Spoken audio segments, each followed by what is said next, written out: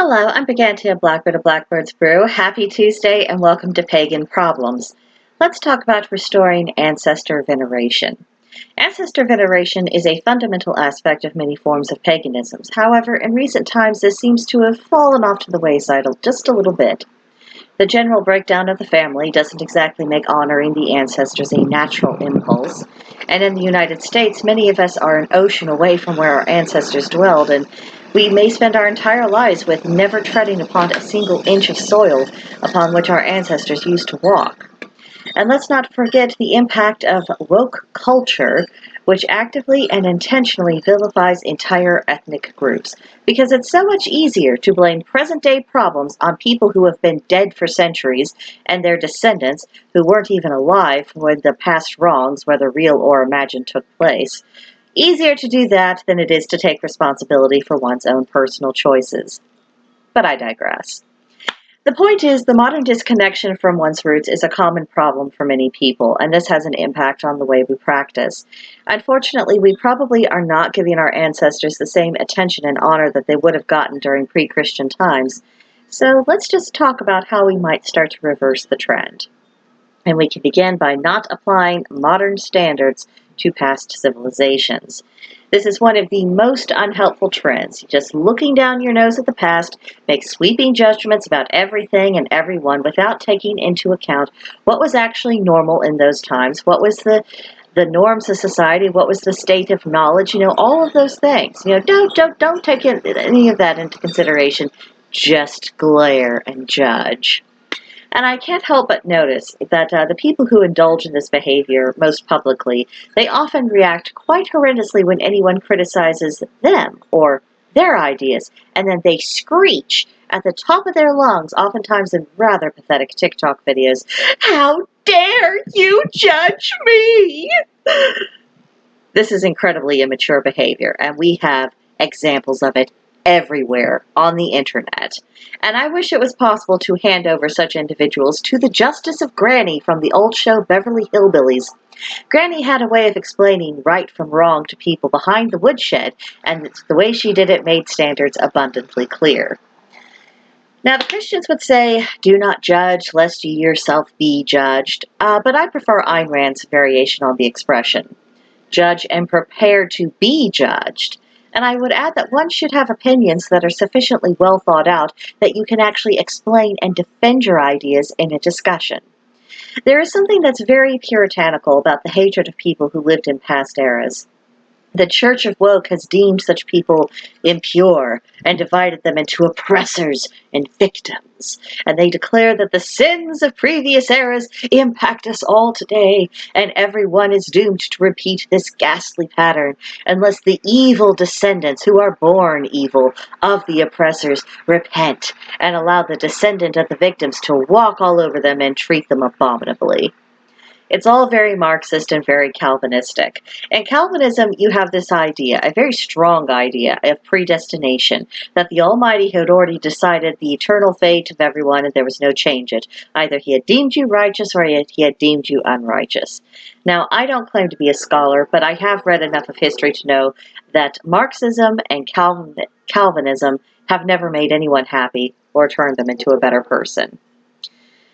There's room for humility when it comes to looking at the distant past and pretending we can decide who are the heroes and who are the villains, which is in and of itself a rather ridiculous way to look at history. But just think, one day our era will also be someone else's past, and doubtless they will find loads to criticize about us. It's arrogant to imagine that those of us who are alive now are the unique generation, and only we have solved the question of what constitutes morality, and we are somehow beyond criticism. Day-to-day events contradict that particular illusion, whether we choose to acknowledge it or not. So remembering and honoring those who lived before us is not about approval or disapproval, or even whether or not we would have gotten along with them. The fact of the matter is they are the foundation upon which we stand, and we would not have our cushy modern world without the sacrifices they made to keep things going. A little gratitude is in order. But now let's go on to the more uplifting part of this video, about learning who your ancestors are. and to embrace pagan and non-pagan ancestors alike. Just because we have theological differences with our forebears, it doesn't follow that they are unworthy of our reverence.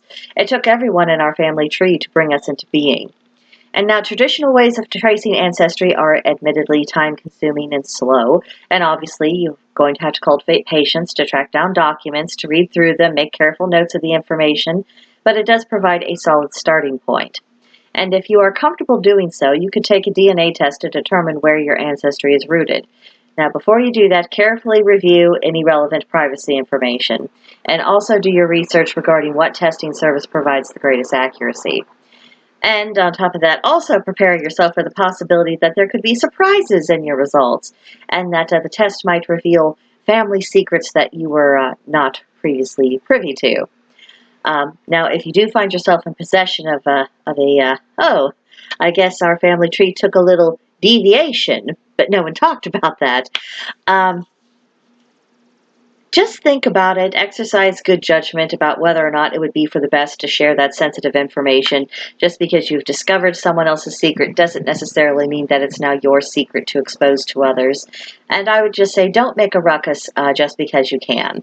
And if it really bothers you, talk to the person who's actually uh, involved, and let them know how you found out and why it's bothering you, and go from there. But make room for a little bit of grace. We don't always know the full story about why certain things took place, and there might be room for more compassion. But moving along, another way to look into who our ancestors are is by spending time with our relatives, our older relatives who are still alive.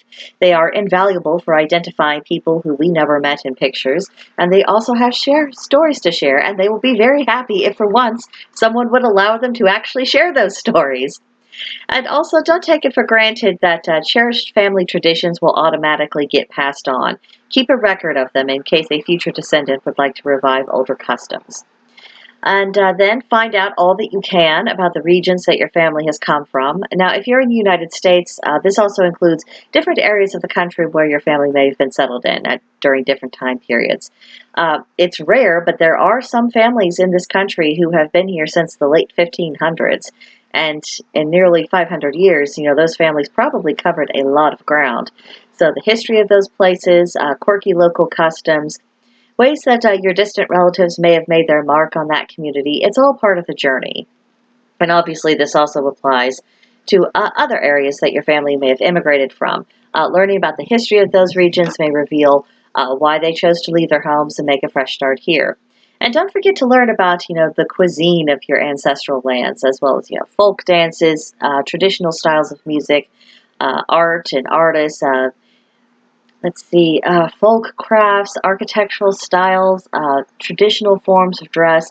History is about more than just the major events and the prominent figures. It's the whole package that gives it its delights and texture.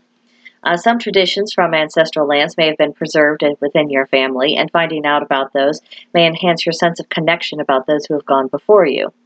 Also, research archaeological sources for information that are specific to the pagan age in these regions. While the knowledge base is admittedly imperfect, we may as well make use of what knowledge that is available to us, even though some of it might be debatable.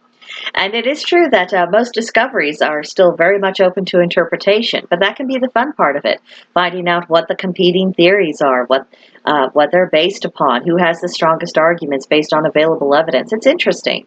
And you never know when a little nugget of information that might seem small and insignificant actually proves to be useful down the road. This may also inspire us spiritually, specifically when we are trying to create our own sacred spaces, whether in our homes, our yards, or if we have a separate area entirely. Just because we can't create something on a grand scale that our ancestors may have done, that doesn't mean we can't use the same basic ideas to make something that echoes older sacred sites, at least in spirit. Archaeology can also tell us a little bit about how people dressed way back in the day and what style of jewelry was favored. And this can give us inspiration if we choose to make ritual clothing and jewelry. And that shows respect for our forebearers, because we are, by our very presentation, showing that we acknowledge our connection to them and respect it. So, tell the stories, make little offerings, and allow yourself to love your ancestors. In the course of researching your roots, you will probably have all kinds of tales to tell and find even more that you never imagined. Naturally, you won't know chapter and verse about every individual member of your family tree, but you will likely have more than enough information to pass on. Perhaps you'll be the one who writes your family history, and maybe you will be that person who ensures that when you write down the history, it won't be dull reading. One of the great faults of written family histories is that they tend to come across as too clinical, empirical, dusty, and dry. It's good to strive to have as much accuracy as what can possibly be done, but boring people to death is not going to make them value all your hard work or want to pass on their legacy to the next generation. So try to write in a lively fashion. Incorporate background information that's interesting.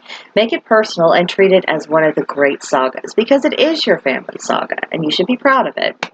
Another way to tell the stories is by getting together with living relatives and literally telling the stories. Just allow the subjects to come up organically in conversation. Anything forced, it's not going to be fun, and you're not going to get the same effect. But when it does come up, practice the art of oral storytelling to get the children interested so that this will be something they remember and carry forward with them. And don't forget to tell your own story. Keep a journal, make a vlog, whatever you're choosing to do. But ask yourself how you would like to be remembered and work at creating a personal legacy that matches up with that vision. Offerings for ancestors was a common pagan custom, and we see some cultures that have preserved it even in modern times. One notable example of this is Mexico's Day of the Dead, in which part of the celebration is bringing food and drink to the cemeteries where loved ones are buried, or to a shrine within the home, and literally offering it to them.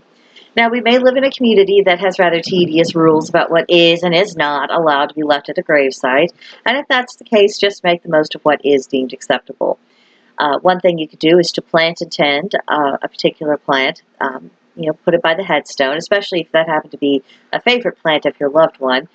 And, it's a graceful gesture. Another option is to go a more verbal route, going to their headstone, telling them how loved and remembered they are, give them an update on family affairs. Just reaffirm that even though you may not be able to hear their replies or anything, or even necessarily know if they are listening, that you still consider them important enough to the family to go and give them the information.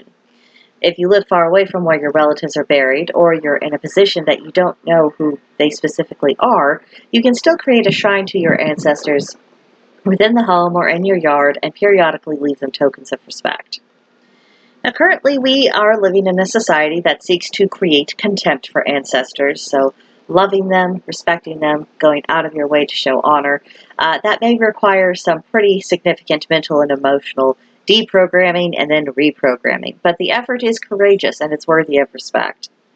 Plenty of people are going to point out the bad, and or worse, try to convince you that things that actually were legitimately good were, oh no, somehow subversive and bad. So be the person who goes out of your way to look for the good. What was wise, what was productive, what was significant, what showed character of people in the past. It isn't going to be necessary to agree with or approve of everything in the past in order to find common humanity with your forebears. They made great sacrifices to survive. Most were extremely hard workers and deeply committed to the welfare of their families. That much we should find it easy to respect and have appreciation for. Now, one day you too will be someone's ancestor, or at the very least a part of their family tree if you don't have children. Strive to be the sort of person you would wish to honor and remember, so that future generations can look back on you with pride. Now, prioritizing ancestor veneration is one of the things that sets paganism apart, and in this instance, it does very much buck the societal trends that we have previously discussed in this video. But let's not be ruled by people who are outside the pagan umbrella. Let's not be ruled by what they think. And let's not be pawns of people who preach hatred of roots for the sake of their own political gain. If they don't have our best interest in heart, let's not oblige them. Instead, let's be something that's much more productive. Let's be part of the efforts to restore our ancestors to their proper place within our hearts and within our spiritual practices. So now it's time to let me know what you think. I would love to hear from you in the comment section below, or you can come see me on Discord at Blackbird's Brew. There is a link to join in the description box below, and I'll be waiting for you there. I'll see you next time. Bye.